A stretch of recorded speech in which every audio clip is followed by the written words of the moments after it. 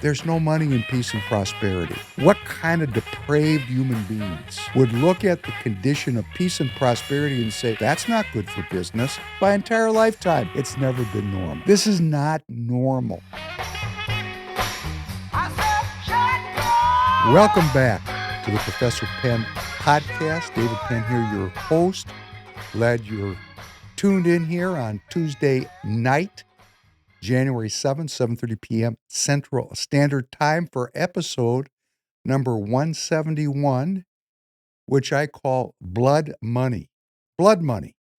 Blood Money. And the reason I'm focused on the blood money is I'm an American citizen, and I believe in the one true living God, and I believe in his comments and his teachings that have been expressed through prophets from time immemorial.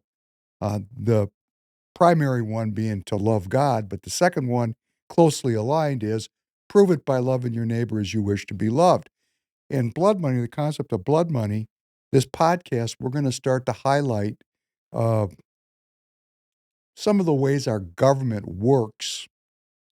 And our government is us, right? Theoretically, our government is us. So since our government is us, uh, I think it's important that we know as citizens that there is evidence that we fund both sides of many different wars. And if we're funding both sides of conflicts,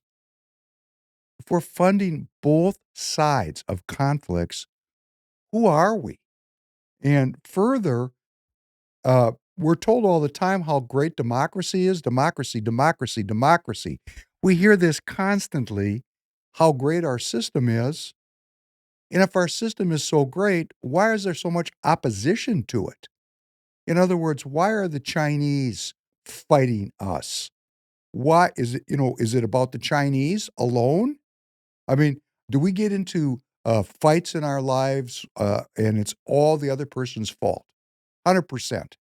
Well, it happens. I mean, it does happen. Um, but then are the Russians 100% wrong too? How about the Indians? How about all the Muslims? I mean, there's huge blocks of people, billions of people that are in opposition to we the people.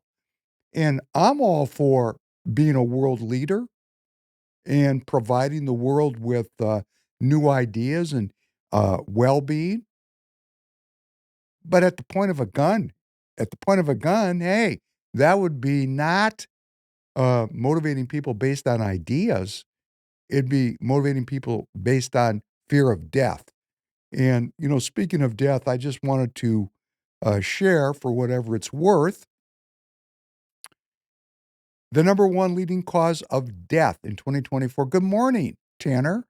Good morning, David. Do you know what the leading cause of death was last year? I know it just because I already looked through the script, so I'm going to let you blow the rest of the crowd away.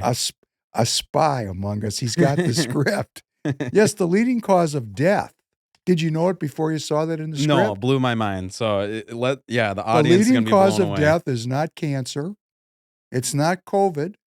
It's not heart disease. The number one category of death in 2024 worldwide was a woman's right to reproductive health care, which resulted in the deaths of over 45 million human beings. Something to think about as we think about blood money. And I've said this before, and I say this because I don't really like to comment on this very often. And we're watching our country move towards a new position on this cultural wedge issue about a woman's right to choose, and it's a tough issue. I don't like to comment on it. It's really not my business. It's just not my business what any individual human decides to do unless I want to make it my business. For the most part, I don't want to be a judge. For the most part, I don't want to entangle myself in other people's choices. They have the same God I do, or they don't believe in the God. It's none of my business, is what I'm saying. But on this issue, I want to take it up a notch beyond the concept of a woman's right to choose, which is a very viable and intractable argument. And I get that this is something that people can get polarized on. I'm just going to say for me personally, it's not a question about what I believe, but what I believe is what I believe. What you believe, you're entitled to. You're an American citizen. There are certain issues that come up in life that are relatively intractable, but I want to go about it in another direction. And the other direction is blood money. Blood money. We live in a society that does not generate human well being, it generates a lot of death. And we're going to talk tonight about how it does it, why it does it. But to summarize it as a one liner, like a hook line, there's no money in peace and prosperity. I want you to think about, and I'm asking you to think about, what kind of depraved human beings would look at the condition of peace and prosperity and say, oh, that's not good for business, and then go about creating the conditions for war and poverty. Who are those people? Who are those people that stand amongst us, many of whom we elect? We elect people. They look great. They've got families. Oh, they got a smiling wife next to them, 3 kids, never been divorced. They're in the church. They don't swear. They never got caught stealing. No bankruptcies. They are apparently the best of us. Yet when we send them to Washington, D.C., they vote for a $2 trillion baked in structural deficit, an open border, and an endless war. And they're the best we got, allegedly. And this Blood Money uh, podcast is about me questioning who these people are, what is their intention, and why have they delivered to me this kind of a dysfunctionality and then packaged it as the best it can get. Because it's me, right? It's human nature. It's us. We the people. I mean, we're just a war-like, homicidal, lustful group of, in fact, we're so bad, um, well, we just need to be governed because we can't self-govern. And that's the message I'm getting from it. I mean, my goodness gracious. Uh, our culture is awash in, and what really pissed me off, just this morning I was watching MSNBC, and you can go back and look at the um, Tuesday morning MSNBC Morning Joe, and they were touting how great the economy was, how great our military was. I mean, these are the leftists, right? These are the leftists. I come from this group of people. These are the critics. They're obviously in control because they're telling me how great everything is. And look at how wonderful they are in this peaceful transfer of power to Donald Trump that took place just yesterday on January 6th. You notice there wasn't an insurrection. They had threatened it. Jamie Raskin, congressional member from California, had come out and said that Trump should be opposed as an insurrectionist under the 14th Amendment. But somebody got to Brother Raskin and said, Brother Raskin, sit down. We're going to have a peaceful transfer of power. And they were bragging about it, Tanner, how much better they were than the mob of MAGA extremists that overran the Capitol 4 years ago yesterday.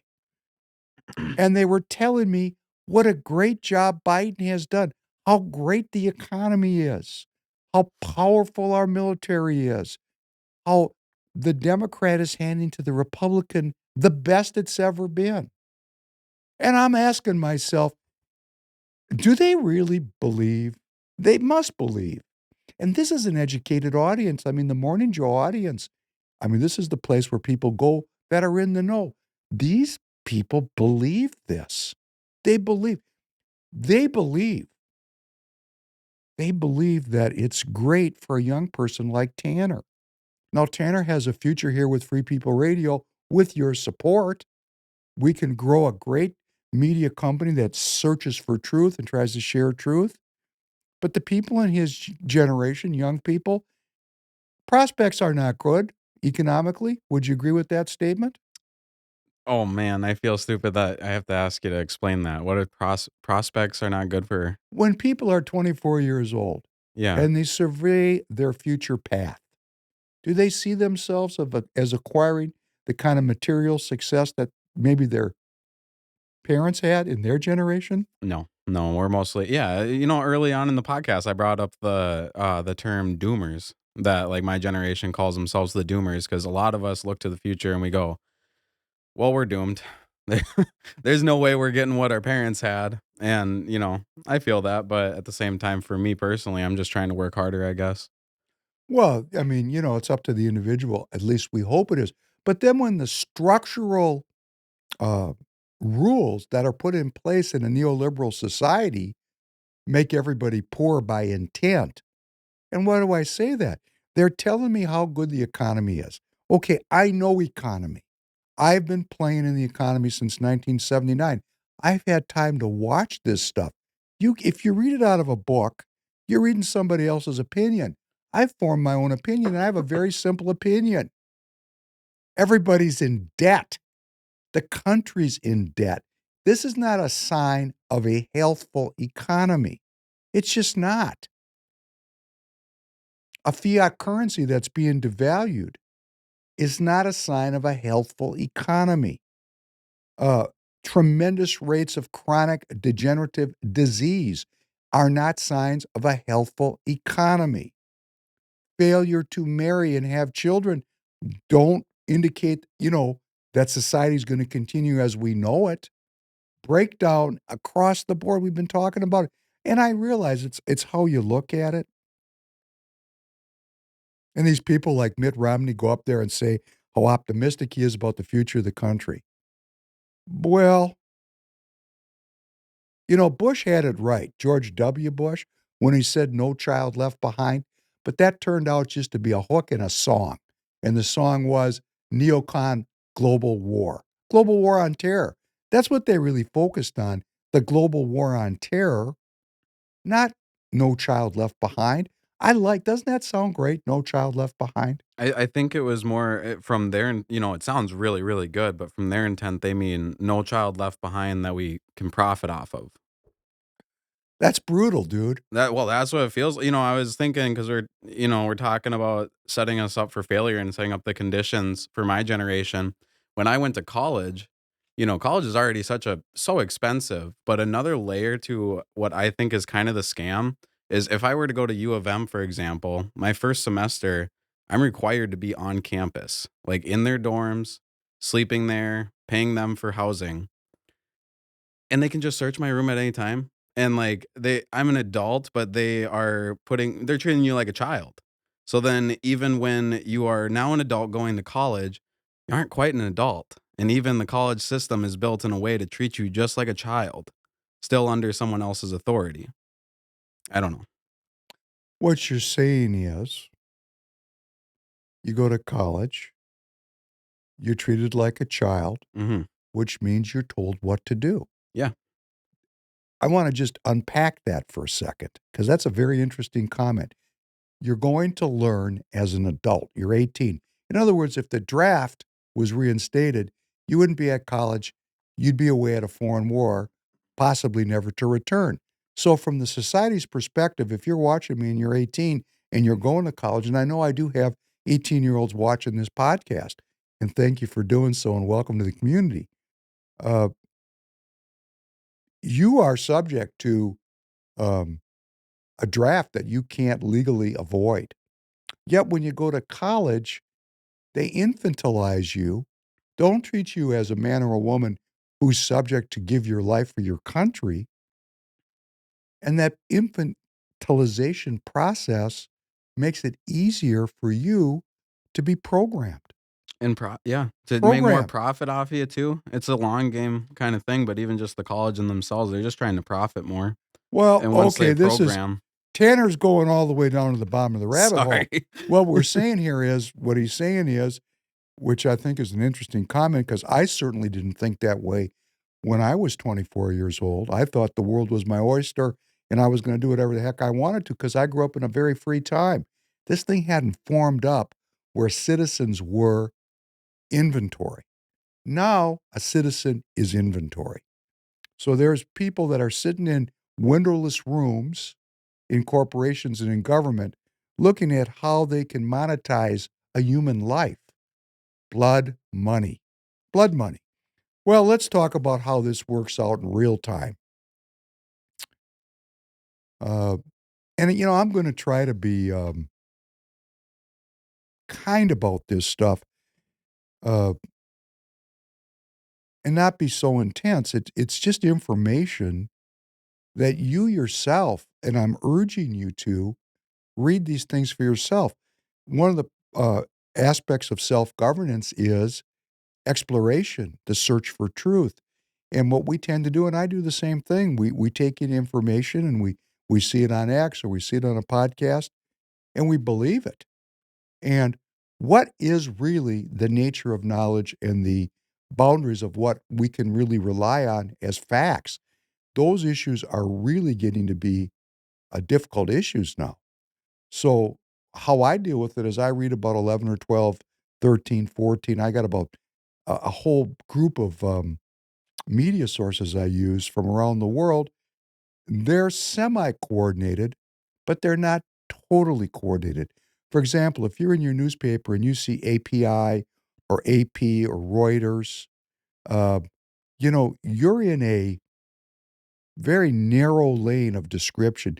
New York Times, Washington Post, these media sources are reinforcing each other. So I play a lot of stuff on the podcast from Al Jazeera. Al Jazeera, I'm not saying Al Jazeera is divorced from this kind of media environment. It's just coming from Qatar and it is coming from a different perspective. And there's going to be people that criticize me for using Al Jazeera as a news source. I don't rely on Al Jazeera. I want their perspective. I read news sources in Turkey, in Mexico, in India, in China. I'm trying to read, because I'm trying to triangulate in the search for truth. And even when I do that, I'm not sure what's going on. Here's a perfect example.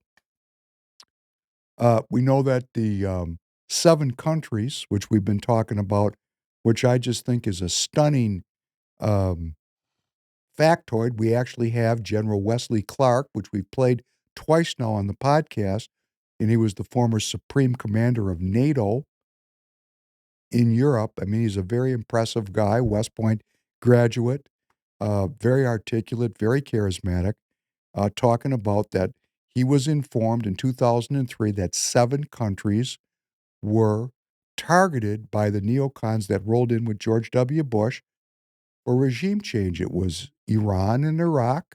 We know Iraq had a regime change because Saddam Hussein swung at the end of a rope. Iran, we see all the conflict there. Syria, recently, uh, regime change was accomplished in Syria. I mean, we just watched it. Lebanon, failed state. We watched it. We've got Sudan and Somalia and Libya. We've got all these different uh, uh, uh, failed states or states in the process of being failed by we the people.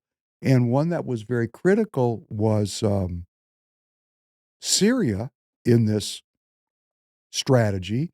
And the civil war in Syria started in during the Obama administration and just culminated just in the last few months.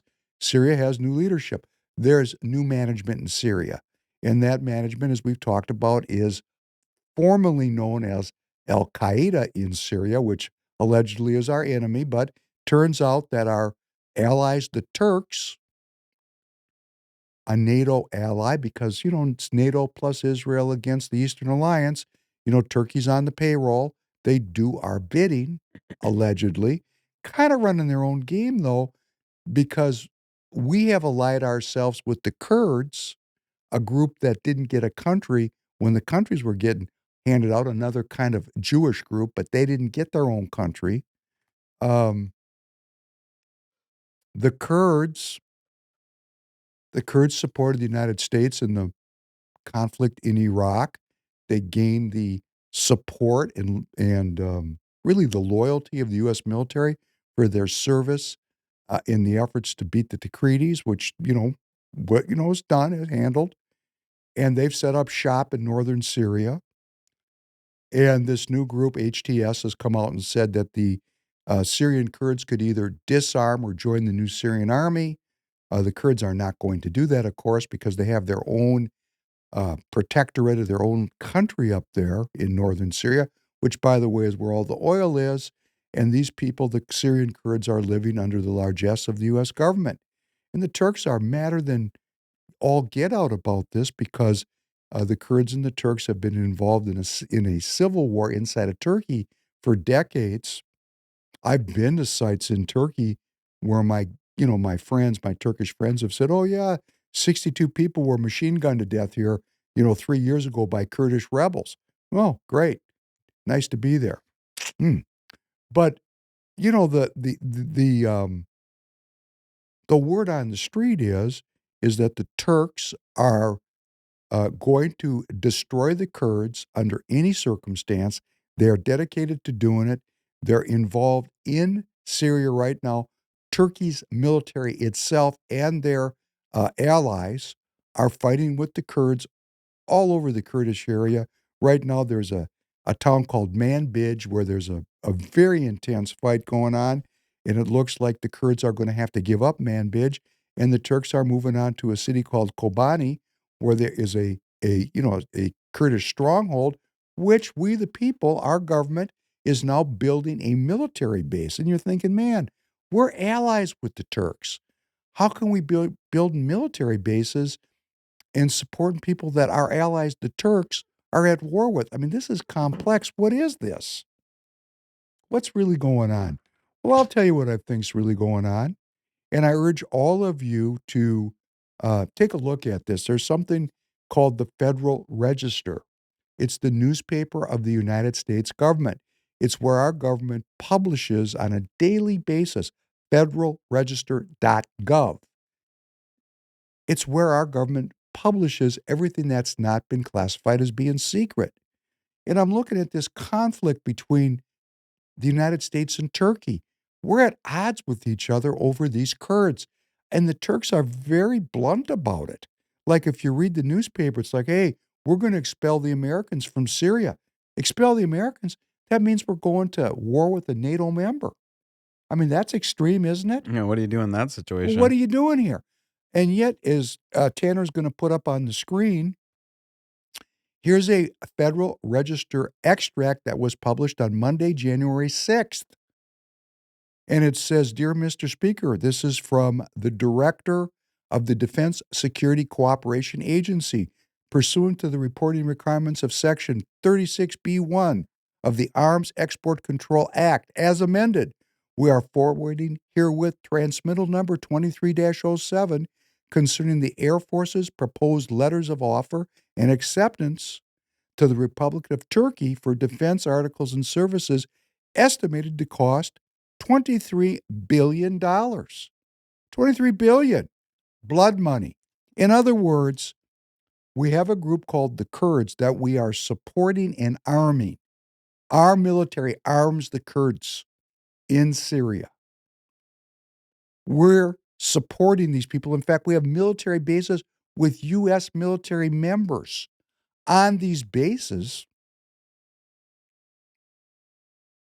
and they're at odds with the Turkish government and the Turkish military. And you'd think we'd pick one side or the other, but we're giving $23 billion to the Turks. And I don't know and I didn't take the time to research it. I don't know if the Turks are going to give us $23 billion for these said defense articles, which are jets, by the way, or if we, the people, just gave it to the Turks, which is possible. I mean, really, it's opaque. It'd take a lot of research. I didn't do the research. Maybe you'd like to research it. But on this same week, just to let you know how things roll, if you go back and look at the history, and we can go cover this, Turkey fought a war with Greece, and there is an island that's half Greek and half Turk called Cyprus, where there was a brutal war between Greece and Turkey. Greece and Turkey have been going at it hammer and tong for centuries. So we got the Kurds in Syria, and we're funding them and arming them. We're arming the Turks with big money as a NATO ally. And here is a same kind of transmittal from January 6th. Oh, this one's on December 31st, end of the year. Please excuse me. And here's 8.6 billion for defense articles for the government of Greece. So we got the Greeks and the Turks, and really they're at the edge of war all the time. If you're watching it, you'll see that they're fighting over oil reserves in that region in the Mediterranean. I mean, these two countries have been at war recently, Turkey and Greece. So we're funding the Turks, the Kurds, and the Greeks. And they're all at war with each other, and we're making money off of all this conflict. This is called blood money. This is us, okay? This is who we are as the American people. This is what our leadership is doing.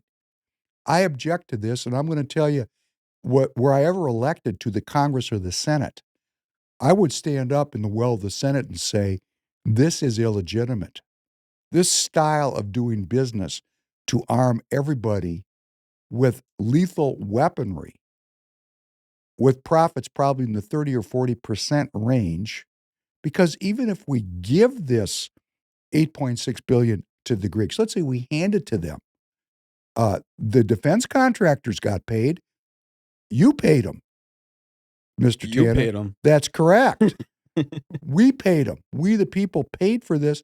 And, perhaps Greek money came into our country and, it was actually not a giveaway. But if you remember not too long ago, and this is another thing we could cover, Greece is broke.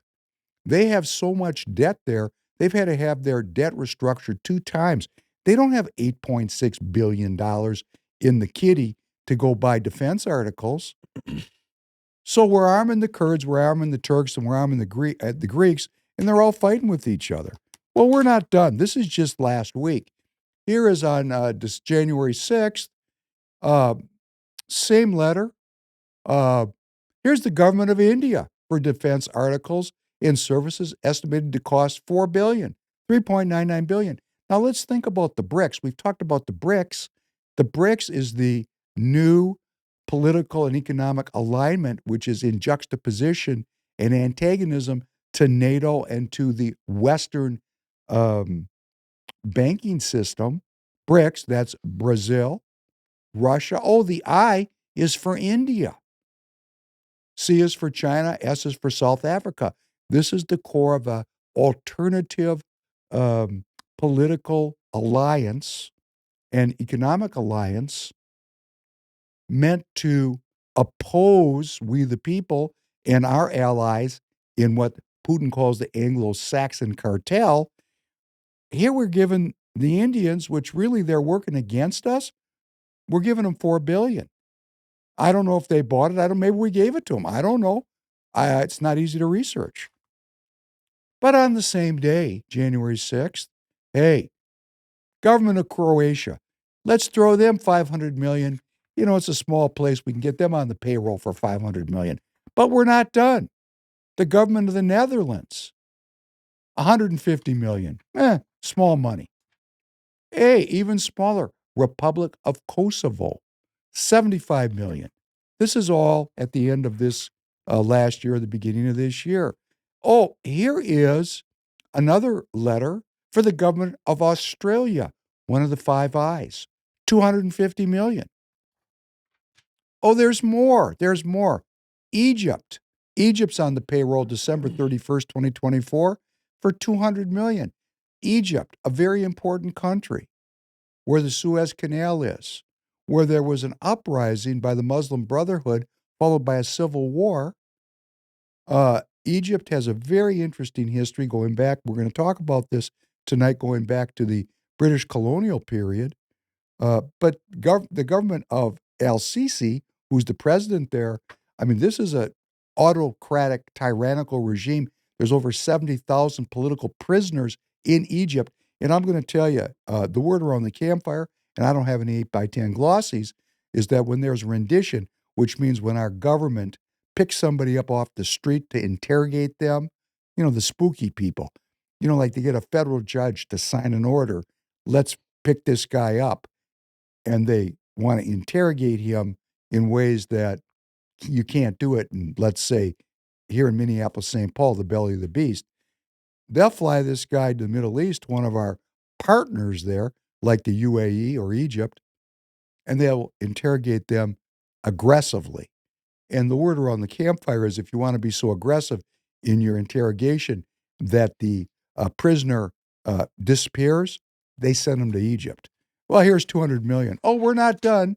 Here's another letter for another $129 million for Egypt. And here, this is a cool one. This one is an emergency order for defense articles for the government of Israel through the foreign military sales process. This one was signed, interestingly, by Anthony Blinken himself for 155 millimeter artillery rounds and ancillary items. Just a small transfer. Oh, we're not done. Here's $1 billion for Israel's enemy, the Kingdom of Saudi Arabia. $1 billion. Another letter. This is just in a 1 week period. All that defense article transfer or sale was delineated in a 1 week period. Billions, close to $50 billion. And you say to yourself, $50 billion. It really doesn't have any meaning, $50 billion, does it? It's just a word, right? Yeah, a little big of a number for me to comprehend. Nobody comprehends it. But if the profit is 40%, let's just say, because I think it's probably between 30 and 40%, because these are defense contracting manufacturers. Manufacturers usually make about 30%. Well, these are lethal items like drugs. You get a higher margin. 40% is 20 billion. 20 billion. I mean, 20 billion enriched some people. I mean, just the salesman who cut the deal. There's actually a salesman who cut this deal. There's a team. I mean, what's their commission? I actually know some of these people. They actually sell military hardware. These people are living good. I mean, just the drippings off the table, the crumbs get you a house in the vineyard. And my objection to this, and if I ever was a politician who ran for office and I was elected, my objection to this is my country that I love, uh, which in its founding documents identifies a creator that grants me unalienable rights, that creator also has prophets that have given us knowledge about how to interact with the creator, which is to love him and to love my neighbor as I want my neighbor to love me.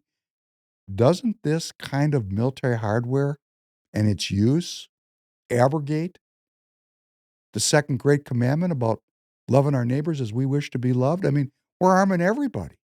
We're making sure every neighbor is at war with every other neighbor. Then I'm saying to myself, are the people that run this thing, do they really love God? Do they love and know God?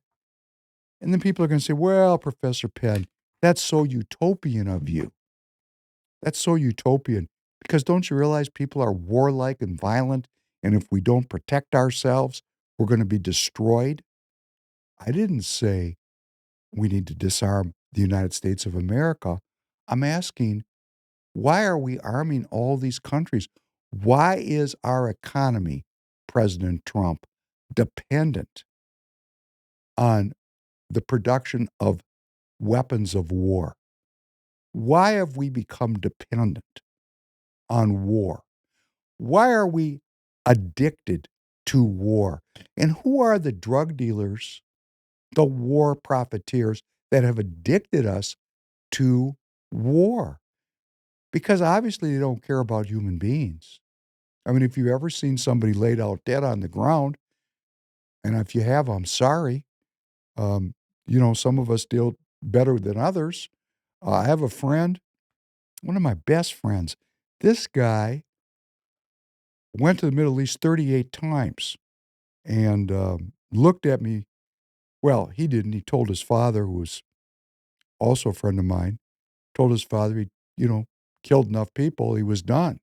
And his father shared that with me. I'm not mentioning any names, so I'm not giving away any secrets. And I know this dude is well adjusted. He has no seeming post-traumatic stress disorder. He's functioning well. And there are people who are, maestros.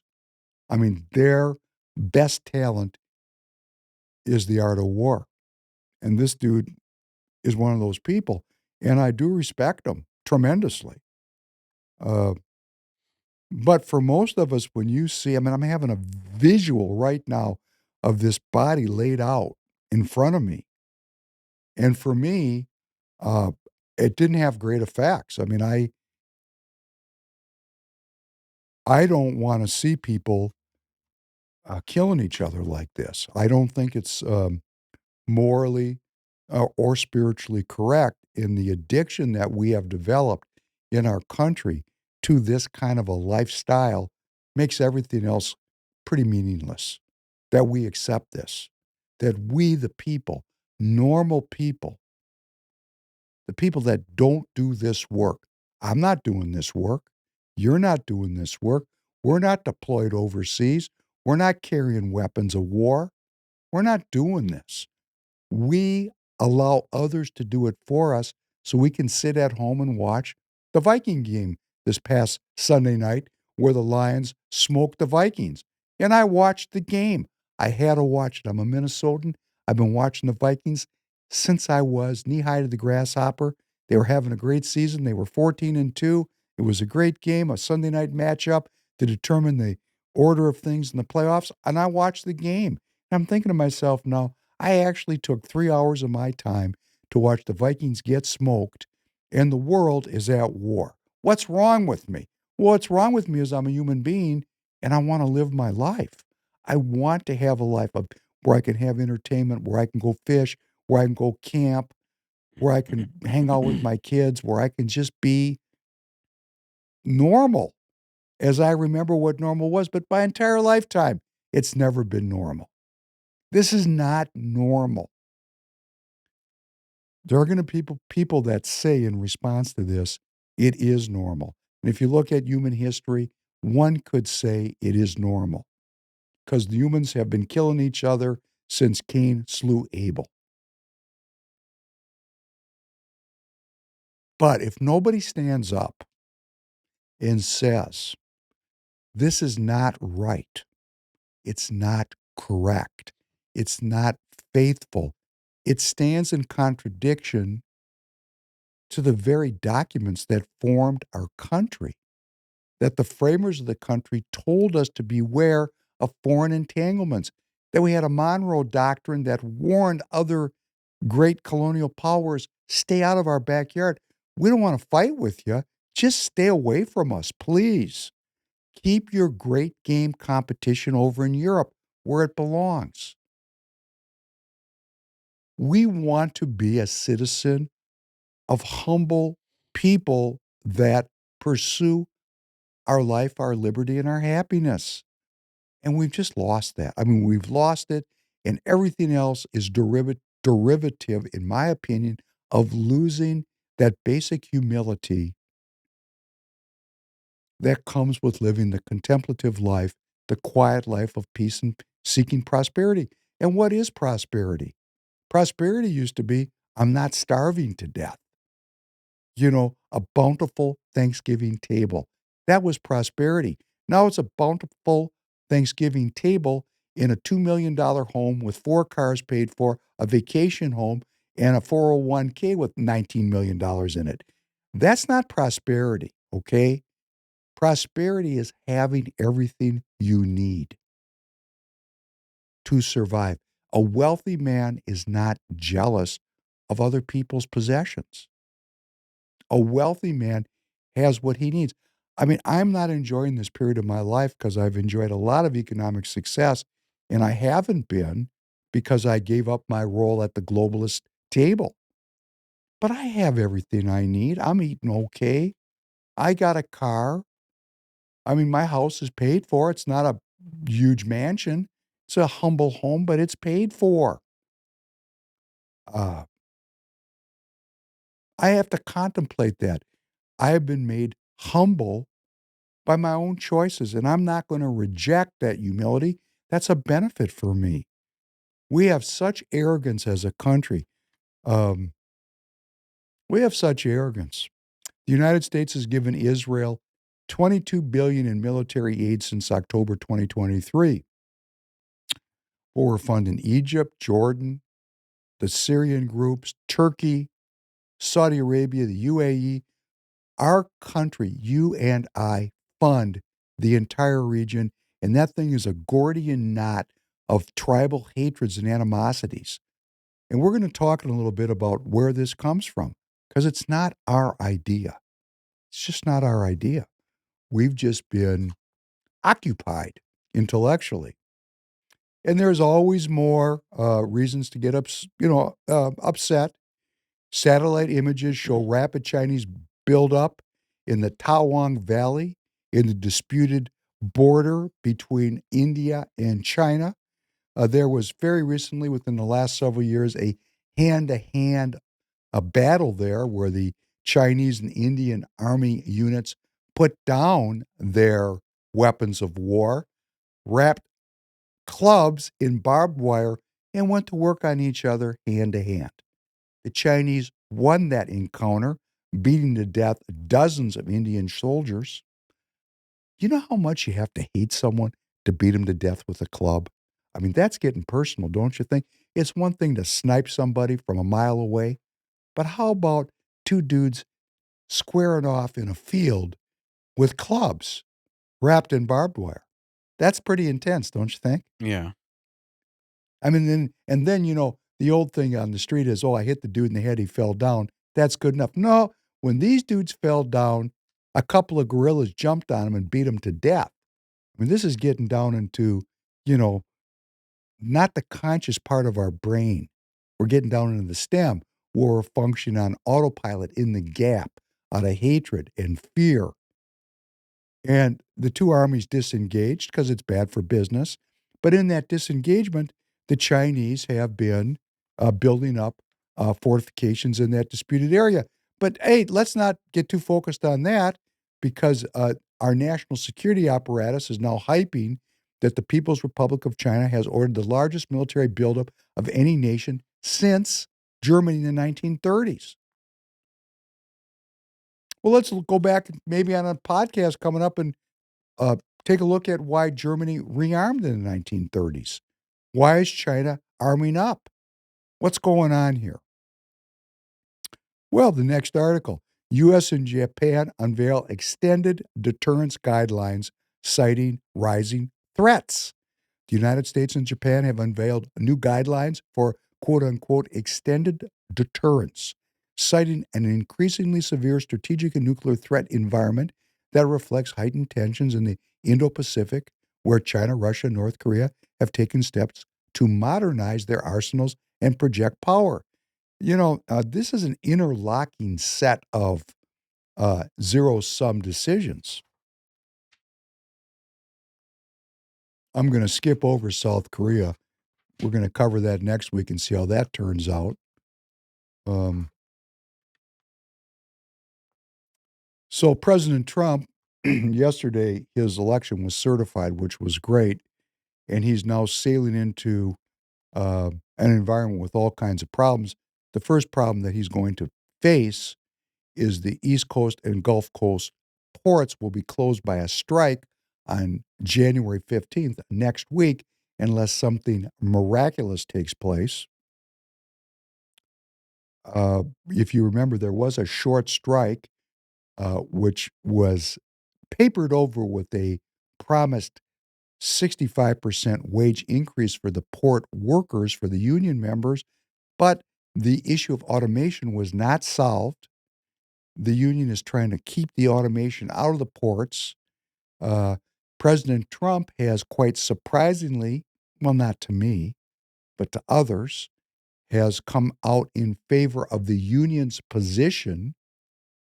And This could mean that there will be a strike of some extended duration because President Trump is asking the foreign domiciled shippers to cut a deal with the union, which eliminates automation or further automation. It's going to be quite an interesting first issue here. Now, if the strike starts on the 15th of January and President Trump is not inaugurated till the 20th, that's at least a 5-day strike. And let's say it doesn't get solved for 10 days.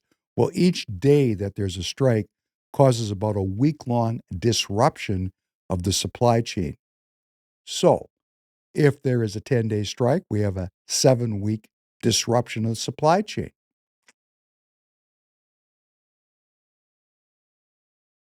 Interesting, isn't it? How vulnerable we are. Well, this all to me is a battle between globalism and nationalism, and I see it everywhere. I'm not anti-globalist. I'm anti-globalism at the point of a gun with globalists that seek world domination and the elimination of my self-governance.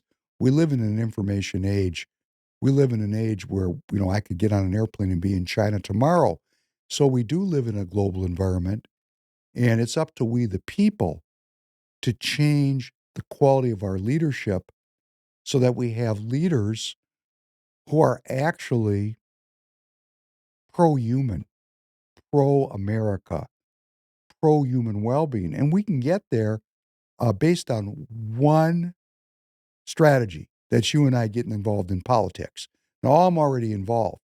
I'm asking all of us to get involved, and I'm going to continue to come up with ideas about how we're going to do it. I was talking to Dan Schultz by email this morning, and Tanner, I think Dan and I are going to do a Skype joint podcast a week from Thursday. Okay. And I do want to promote that Minnesota legislator and a GOP leader, Walter Hudson, and I have been in communication, and I think Walter will be in studio this Thursday morning, just 2 days from now, to discuss what's going on here in Minnesota politics. And there's a lot going on. So I'm going to leave a lot of that Minnesota political discussion for Thursday, and I'm going to ask you to tune in, and I'm going to tell you why. What's happening in Minnesota is happening in every state in this country. There is no county or city that does not have this battle between the citizens and the professional political class ongoing. And just to frame it, the professional political class is globalist. Not necessarily because the individual members that are in that political class are globalist themselves. It's just that the class, the political class that rules things, has been established going back decades, and it has chosen its participants so that they are part of the status quo. In the status quo, I just read you an entire list of military procurements and sales that were announced just this week. That's the status quo. So there's been plenty of time, decades, to put in place the people that maintain that kind of status quo.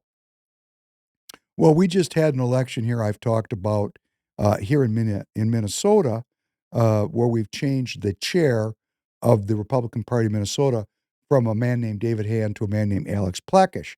So I'm going to ask Tanner to play a radio piece where Plekish was interviewed starting at 3:56, and I'm going to stop it from time to time, and I'm going to comment on what Mr. Plekish revealed in this interview. Could you just start that at 3:56, please? That kind of background. So you're bringing that quarterback mentality to the Republican Party now? Well, I'd like to think so. Yeah, exactly. It was a big day for me yesterday. The state central committee decided that there needed to be a change in leadership, and we've done a lot of good things under our former chair. I have to give him kudos for that. He did do a lot of things for us.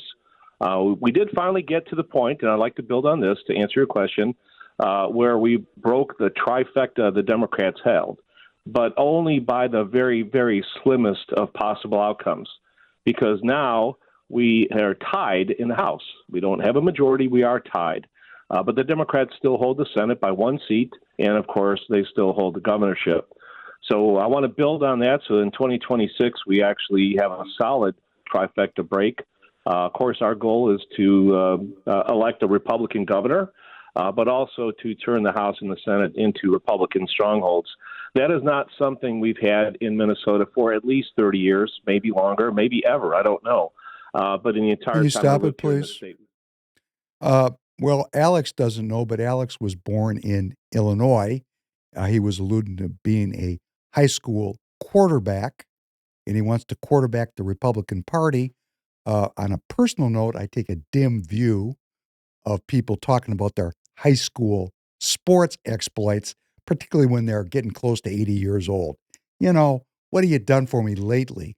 And what Alex is talking about is he doesn't know if Minnesota was ever a Republican state. And the truth is, there was a time in recent memory when it was a Republican state, and it was very systematically turned from right to left uh, through the machinations of people that worked at the University of Minnesota.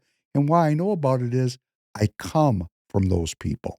So I know who it was, how they planned it, and how they implemented it over a multi-decade period to take the state from right to left. Now, the issue is the Republican Party of Minnesota, the party itself, and the electorate, which is most important, is divided between globalists and nationalists.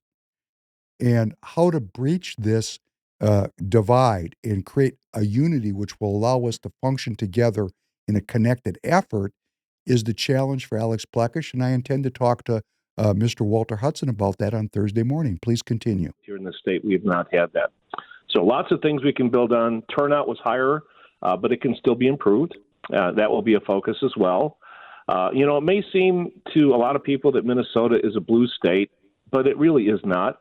It would not take too much, I think, to turn it red. It is my feeling that Minnesota's values, for the most part, align with those of the Republican Party. We just need to do a better job of communicating. That is a really important point that you put out there. Now, with this last election, as you pointed out, obviously Minnesotans were not happy with that trifecta because they made some changes. And now you point to that split of power in the House. Statewide office, as you talk about, has eluded the Republicans since Tim Pawlenty. What will it take to win a statewide office, whether it's senator or governor? Well, if you look at the electoral map of Minnesota, which is much like that of the United States, it is solidly red in most areas except for the cities, the Twin Cities, Duluth, Rochester, and so on, where they are deeply blue there. So I think that is where the battleground is. A lot of people vote Democrat because it's just what they've always done. Okay, stop it. My fault. Battleground. What Alex is identifying is the battleground in the cities, which is Minneapolis, St. Paul, which we call the belly of the beast here in Minnesota, communism in the Midwest. Yes, that is the fact. The battleground is in the cities.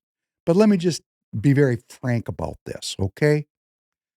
We had the best candidate in the history of Minnesota politics to start to work into that battleground area which Alex alludes to, which is Minneapolis and St. Paul and Duluth and some of the other cities. But it's really Minneapolis and St. Paul. That's where the votes are, and that's where the Republican Party gets waxed. We had this great candidate, Royce White, for Senate. He came from that community. He was young. He spoke to those voters. And what did the Republican Party of Minnesota do, Alex? They tried to bury Royce White. They tried to bury him. And why did they try to bury him? Because he's questioning this blood money. Now, let me take it a step farther since I sat on a board with Alex for 2 years. Alex didn't support Royce White. Alex was very supportive of G.I. Joe Frazier, or some people called him Ukraine Joe Frazier, a man who said he never saw a dead Russian he had a problem with. They backed the party itself and Alex Plekish. And Alex was at the forefront of this backing Joe Frazier. I know this because it happened right before my eyes. I'm not listening to somebody else's reports. It happened right. I am a firsthand eyewitness. So let me ask Alex Plekish, because I'd like to work with you because we're seeking unity, and I'm going to talk about this with Walter. How is it that you view the battleground as being the inner city, yet you sought to bury an inner city candidate? Why'd you do that? Why'd you do that? Oh, that's because you went to the Ukraine last year, you went to Israel last year, you've wrapped yourself in the cloth of the neocon and of this continuing forever war. That's who you've told me that yourself. So I'm not saying you are a bad person for believing in a forever war. Our politics differ. And the split between David Penn and Alex Plekish, which happened on a board where Alex told me, we don't do that here. In other words, discuss such things. That's why I've always called Mr. Plekish, Mr. We don't do that here.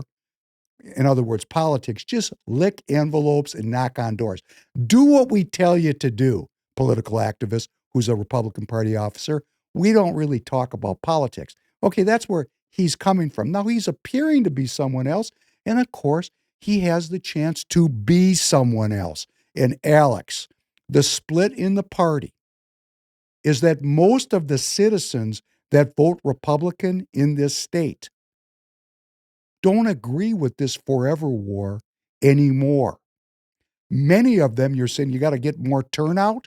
Maybe 300,000 or 400,000 Republicans have given up on the Republican Party because it's a globalist crew. That the growth of the Republican Party in Minnesota, which you allude to, the trifecta was broken barely, is because of who? Not the Republican Party in Minnesota, not the former chairman David Hand. That had nothing to do with it. It's because of media. It's because of Tucker Carlson. It's because of Alex Jones, and it's because of Steve Bannon. That's why there's a change in Republican Party participation in Minnesota. Yet, Alex Plekish has been at the forefront of trying to suppress the citizens' movement. Now, Alex, you have a chance as a new leader to lead differently. And I've seen you making some moves, like inviting Action for Liberty leadership to the inauguration. You're reaching out. I hope it's sincere. And look at the approbation and the condemnation that you've received for inviting Action for Liberty out. I watched Michael Broadcorp trash you for doing such a thing. Well, let me just make a request, and I'm going to make it again when Walter's here. The reason you got elected, because I was there, in my opinion, is because David Hand refused to tell us who the party was paying for media consulting services. And many people in that state central committee delegate body believed it was this Michael Broadcorp who came out and supported Vice President Harris in this recent presidential cycle. Could you tell us now? You didn't make that promise. What David Hand wouldn't do, could you do it? Could you reveal to the delegate body, I'm a delegate to State Central, could you tell us the truth about who the Republican Party in Minnesota was paying? Because as you know, Michael Broadcorp trashed Royce White mercilessly. He even trashed me. And Michael Broadcorp's going to watch this. And Michael, if you want to take another round with me, I'm okay with it. I just watched in Georgia where Cosmo Man was thrown out of the Republican Party for his support of Harris Waltz in this last election cycle. The former governor, not the governor, but the, what do you call it, lieutenant governor, Jeff Duncan. He's very much like Michael Broadcorp. He supported Harris Waltz, and the Republicans in Georgia threw him out of the party. He was excommunicated because you can't be on both sides of the football at the same time. And I guess being for Harris Waltz kind of invalidates you as a Republican Party pundit, right? So, Alice, could you let us know if that was Michael Broadcorp on the payroll? Because if it wasn't, that'd be great. We just want to know. The delegates want to know. You didn't make those commitments. If you really want to get things off on a new foot, if you really want to start over, if we're really going to get the unity to do something significant together, which I want to tell you, I'm all for that. And politics is rough and tumble, but I can get along with anybody if they're honest. I'm only asking for one thing: honesty, which has been lacking from the leadership of the party, in my opinion, from the moment I stepped on the playing field. We don't have to agree with each other. We just need to be honest with each other. Start with telling us the truth. And these lies go back so far, so long. We've just gotten used to accepting lies. And I just want to talk about the Sudan some more. Because as I was thinking about the last episode, um, I just remembered so many things that I'd previously known about the Sudan. And it's not like I did any special study. There was a very famous movie in 1966 called Khartoum, and it starred two great actors, Charlton Heston as General Charles Chinese Gordon, and Laurence Olivier as the Mahdi of Sudan. Now, I'm going to tell you, I have a problem with these clips. And if there ends up being a blank spot here, I've checked this clip with YouTube and they say it's all good to go. And then what happens is when we go to post up, suddenly it's not. I don't know why. I don't know why I'm not in charge of these algorithms. But I want to play this, and if there ends up being a hole in the presentation tonight, it's because, they're watching Professor Penn, because I am anti-blood money. And that message is not well received by people who are in the status quo.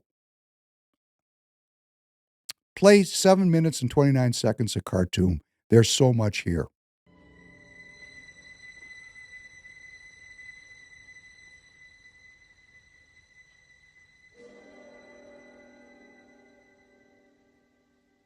Is it because you are an infidel, Radun Pasha, that I feel myself in the presence of evil? I doubt it, Muhammad Ahmed, for you are not an infidel, and I smell evil. I have 30,000 soldiers in my camp. Is it because you are so brave or so foolish that you come here alone, unarmed, with only a black slave to hold your robe? Khalil is not a slave. He's a free man. He comes with me out of love. And he does not hold my robe, but a gift for you. Years ago, Muhammad Ahmed, I led the armies of the Emperor of China at a time of great trial. And when his enemies were crushed and confounded, and his throne was again secure, he made me this gift. I have brought it from London for you. It is most exquisite. When the Emperor of China ceases to be an unbeliever and accepts me, the expected one, as the true Mahdi, then I shall be happy to receive such a gift. Khalil, you will wait just outside.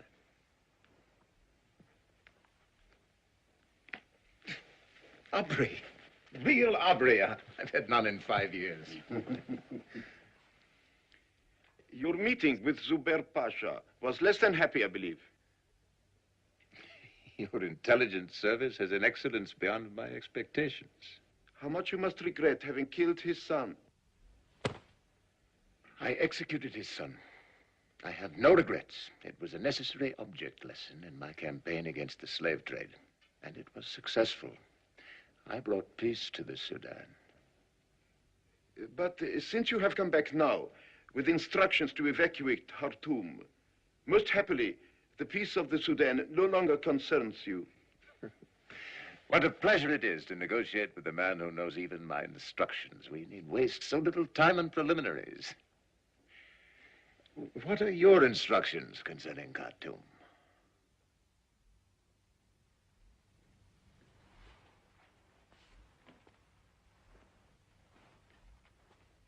I have been instructed by the Prophet, blessings and peace be upon him, to worship in the Khartoum Mosque.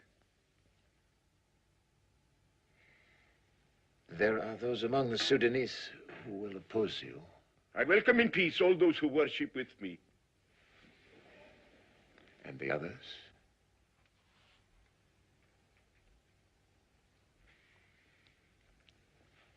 Mohammed Ahmed, may I suggest that when first I came to the Sudan, its body was sick, stricken with hunger and abused by war. I cured it. And this land... I am not a loving man, Mohammed Ahmed, but this land became the only thing that I have ever loved. I cannot, under my God, do you understand? I cannot leave it to the sickness and the misery in which I once found it. I respect you, Khartoum Pasha. I make no war on you. Make no war on your own people. I'll take the Egyptians back to Egypt. I'll leave the Sudan to the Sudanese and be happy and contented. But if I'm to leave Khartoum to sickness and misery, to death... The Egyptians must remain in Khartoum.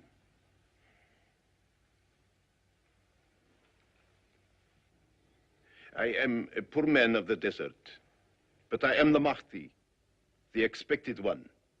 On my cheek is the mole. Between my teeth,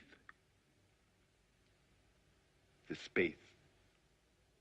And so that all men may know that I am the true Mahdi, the Prophet Muhammad, blessings and peace be upon him, makes miracles. Do you understand? I begin to. Khartoum Pasha, do you believe that the Prophet, blessings be upon him, has instructed me to pray only in the mosque at Khartoum? No. I am to pray in the mosque at Cairo, and at Mecca, and at Baghdad, and in the mosque at Constantinople.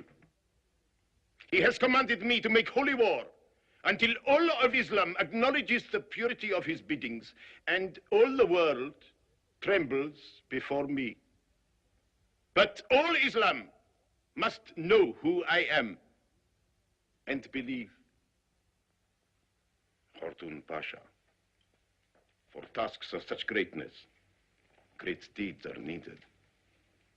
Egypt opposes me, and so the Egyptians must remain in Khartoum, for I shall take it in blood, and the streets will run in blood, and the Nile will taste of blood for 100 miles, and every Egyptian will die.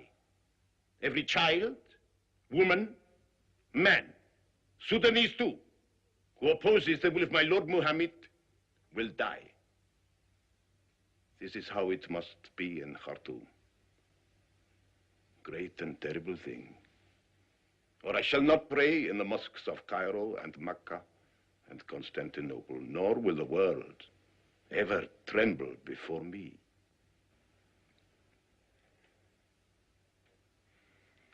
I had thought in my lifetime that I had witnessed all things. And you have?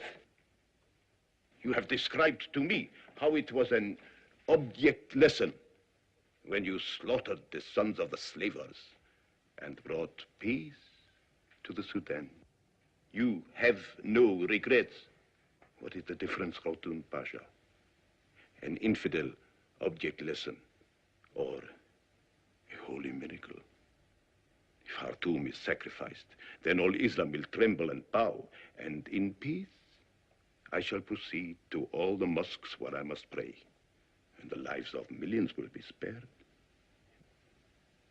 Whisper to me, Khartoum Pasha, is there a difference? This is how it will be. This is how it will be.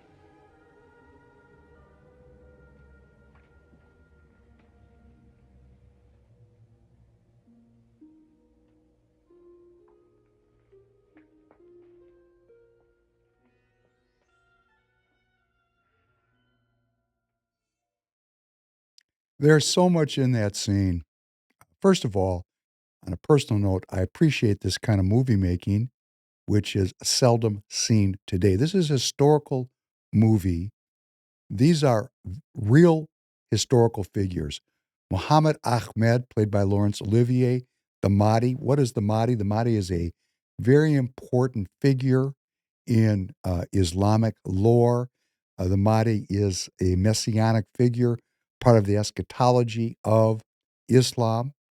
Uh, this particular Muhammad Ahmed, a real historical figure who fought the Egyptians and the British in the late 1800s, which is what this movie's about, what Khartoum is about, had the signatories of the Mahdi, and he did engage in a holy war in Sudan against the British and their proxies, the Egyptians.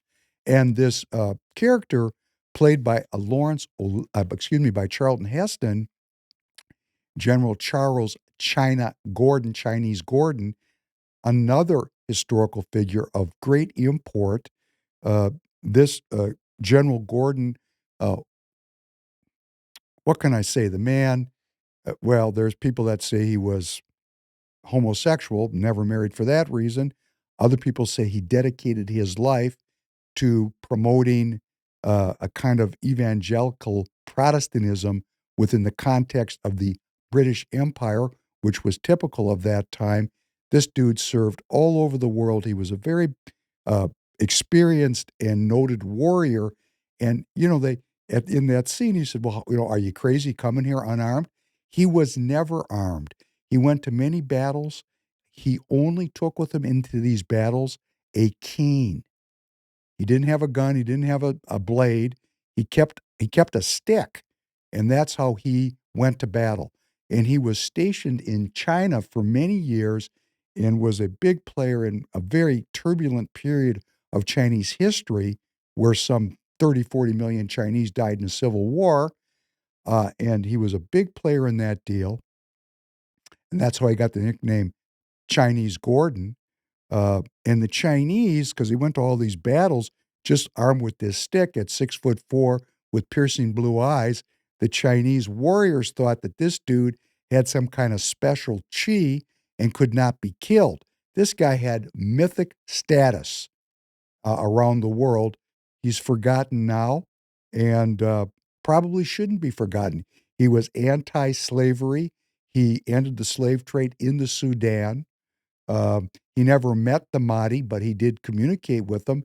And at the end of the movie, another historical fact: the Mahdi and his tens of thousands of followers actually overwhelmed the Egyptian garrison and the British garrison in Khartoum, and they did in fact slaughter everybody there. And Charles Chinese Gordon died there in that battle. But the reason I play this is we were talking about the Sudan in the last podcast, and I said that it seems as if we, the people, are arming both sides of this conflict. And the roots of this conflict goes back to the British colonial period, where the British armed and empowered the Egyptians to come into the Sudan to fight these indigenous peoples that were in the Sudan. And the British were involved militarily, politically, religiously, in every possible kind of way, stirring up and creating divisions in this area. And that's what the British did. And this Charles Gordon was viewed as an iconoclast within the British hierarchy, and they kind of hung him out to dry in Khartoum, which is a whole other podcast, should we have the time to do it. But my point is, these problems that we're facing, that you and me, that are involved in financing these divisions, these hatreds, these tribal animosities, go back over 100 years, 150 years in the British colonial period. Please play number 3.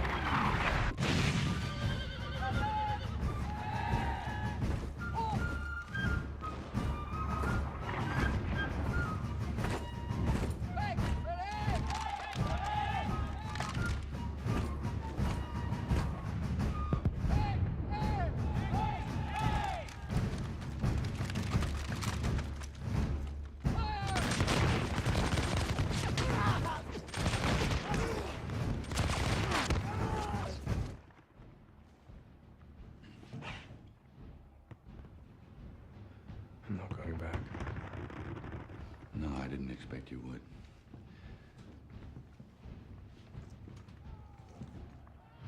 That Gates is a damn fool. Spent too many years in the British Army. Going muzzle to muzzle with redcoats in open field. It's madness. Oh! Make ready! Present!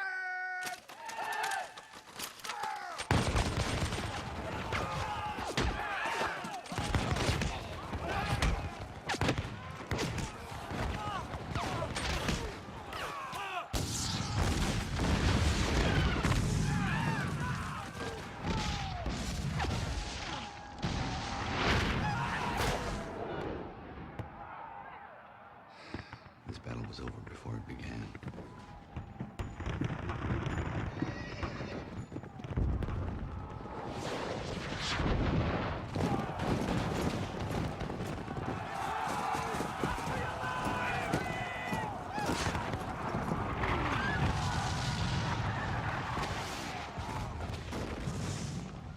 These rustics are so inept.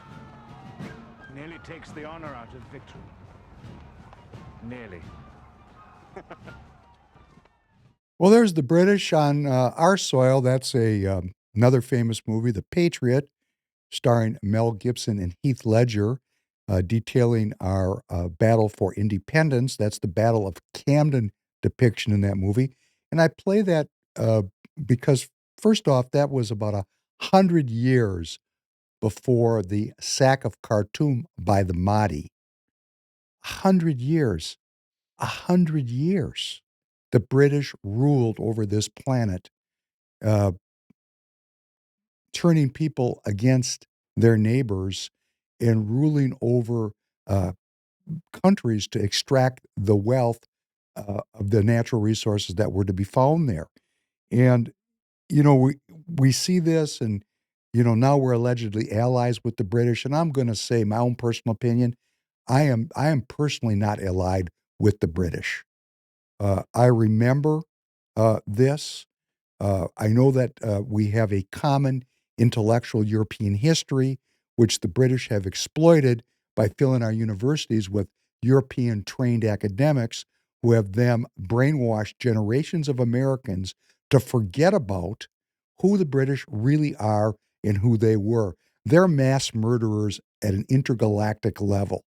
And now I'm watching as President Trump is saying, well, maybe we want to make Canada the 51st state. And I'm watching the response from the Canadians. Oh, that's not a bad idea. And then I'm reading through these threads and people are saying, well, we should take all the Five Eye countries, New Zealand, Australia, Canada, England, United States, and merge them into one country, one commonwealth. And I'm thinking to myself, what kind of madness is this? We fought a war for independence to get away from these people, and then we fought them again in 1812 to get away from these people, and all we've succeeded in doing is letting them back in the camp through our universities because of a shared intellectual tradition, which is really not the tradition that underlies the philosophy of republicanism, because these dudes did not believe in one true God. These are Darwinists. These are people that believe in the scientific method. And they were the first to apply it on a global basis, called the Industrial Revolution. And of course, what was the major beneficiary of the Industrial Revolution? It was the British military, which was able to rule over the world because they got a head start in the process of, mass production and, science deployed for, technological warfare. And I'm watching this and I'm going, man, nobody has any memory about this. I do have a memory, and I'm here appealing to this audience. Let us not be fooled by this. This is the ultimate scam. The English are not our friends. They have never been our friends. Their ideology is not in harmony with republicanism. They fought a 100-year war against the Irish Republican Army. They don't believe in republicanism. It is still a constitutional what? Monarchy. The entire formation of the British government stands in sharp contradiction to the formation of our Republican governance. And yet, because we speak the same language, we're supposed to get along with these people. Well, hey, there's a lot of men and women in homes all over this world that speak the language in common and hate each other. Now, I'm not saying I hate the British, but I look at the damage they've done to people all over this world and the damage they are doing to people all over this world and the damage the European intellectual tradition has done to the people of this country. And I say, what are we doing now? What are we doing? Well, one thing we're doing is we're caught up in another European war, the third one in 100 years. So President Trump is going to take the chair in just a few days. Just a few days. How is he going to deal with this? How is he going to deal with this? Why did the Germans rearm in the 1930s? Why are the Chinese building up the greatest military expansion since the 1930s? What is going on here? What is the other street corner? I'm not saying I'm pro-Russian or pro-Chinese.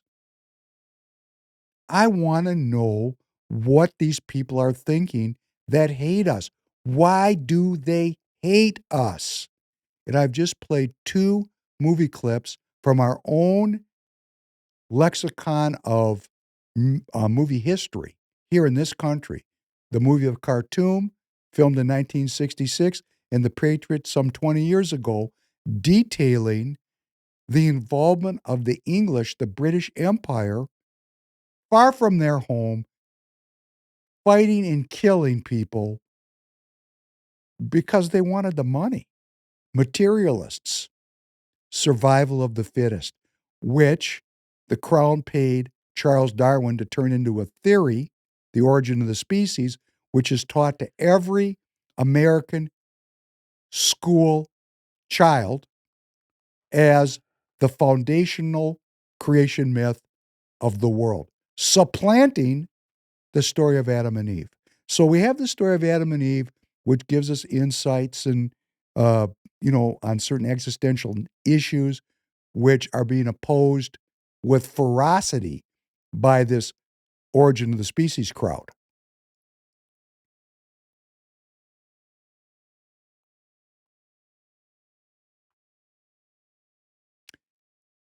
If we are to live lives of peace and prosperity, we're going to have to wake up to the history of this world. We're going to have to wake up to the political class, which, to enrich themselves, join the status quo, participate in the political theater, which is aimed at one result: that the money keeps flowing to these arms dealers, that the money keeps flowing to death and destruction and poverty, that human well-being is not the purpose and the raison d'etre of our political class. That's not why they get up in the morning. They get up in the morning to make sure that nothing overturns this status quo. And yes, I'm radical about this. I get it. Alex Plekish is in opposition to me because I want peace. Now, if Alex wants to show up and say, I want peace too, okay, now we're getting into what does peace mean? What does peace look like? To me, that's very simple. All the resources of this country are dedicated to the well-being of American citizens. This illusion that we have to be a worldwide empire is revealed to be a continuation of the British Empire, and that its true intent, which is to control populations and extract wealth for the benefit of a very small number of people that live in this country or even internationally. I don't know where these people live. The people that own and control the arms industry. And then all of you, all the people, you don't have a 401k. I don't have a 401k. And if you have a 401k, I'm not, going to be personally judgmental about it. But your 401k is successful because of this business model. Is this the business model we, the people, want to support? A forever war that people's heads get blown off, as we saw in that scene from The Patriot? Tanner winced. I don't even know if he's going to let it go up in the podcast. He may edit it. I mean, is this what we want to do? I don't want to do this. And I am so motivated. I'm actually thinking about being a candidate myself, not because I have any political ambitions. I don't have any political ambitions. But I don't see in our political class any rising chorus of voices that cry out for peace, for us to fulfill what's in our documents, that we have a creator. You don't get to pick out what you like. I mean, there's some fundamentals you have to keep. You don't get just to say, oh, a creator made me free, therefore I go get to kill people. It doesn't work that way. There are certain fundamental pieces of the culture you must maintain. Self-defense is righteous. Does that include a $2 trillion budget for military adventurism in 172 countries, and we're arming both sides of these conflicts? Does that sound in any way that it fulfills the idea of a creator who granted us unalienable rights? Did he mean to grant us the unalienable right of being on both sides of all these conflicts and arming people to blow each other's heads off? Does that sound like a creator? Well, there are going to be those that say it does. Therefore, we should be communists. See, we give the communists the very fuel for their fire by the way we allow this political class to continue to act in this very anti-life way. I'm going to continue on this because I truly want there to be peace. I mean, the kind of peace that we can grow this country and grow our families in a way that doesn't keep us in constant anxiety and in constant fear.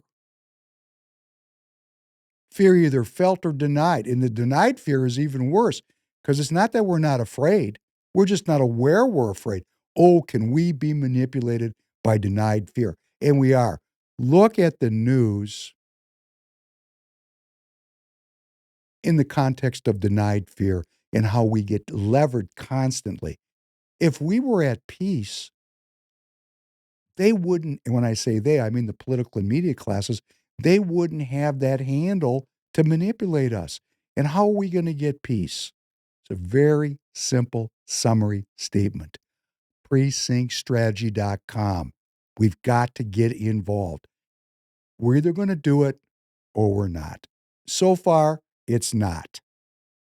If we're going to get it done, we're going to start right now and start building for the kind of world I want my children to live in. On that note, I'm going to thank you. Hopefully, Walter will appear on Thursday. We'll have a great conversation because I want to bring that conversation right down to this issue, and we'll see if he's willing to go there. And we're going to go out with a song by The Police, Message in a Bottle. And this is somewhat my message in a bottle. So we'll see if humanity can ever get to the point where it's willing to throw off the control of truly evil people that are dividing us and exploiting our energy for their own gain, for their own selfish gain. Have a good night. Thank you very much for joining. Have a good night, everybody.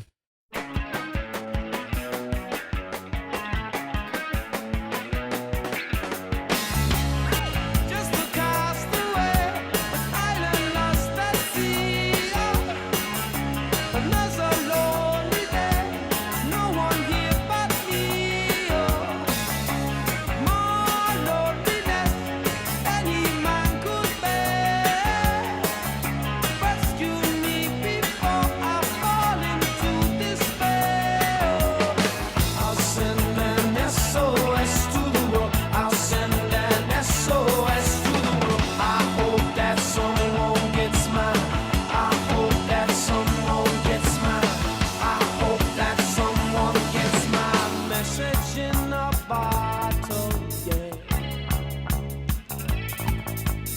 message in a bottle, yeah. A year has passed since I wrote my note. I should have known this right from the start. Only hope can keep me together. Love can mend your life, but love can break your heart. I'll send an SOS to the world. I'll send an SOS to the world. I hope that someone gets mine. I hope that someone gets mine. I hope that someone gets my message in a bottle. Message in a bottle. Oh, message in a bottle. Message in a bottle.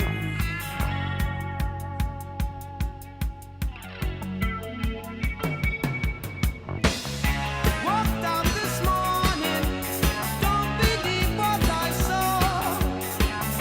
100 billion bottles washed up on the shore. Seems I never known it being alone. 100 billion castaways looking for a home. I'll send an SOS to the world. I'll send an SOS to the world. I hope that someone gets mine. I hope that someone gets mine. I hope that someone gets my message in a bottle, yeah. Message in a bottle, yeah. Message in a bottle. Message in a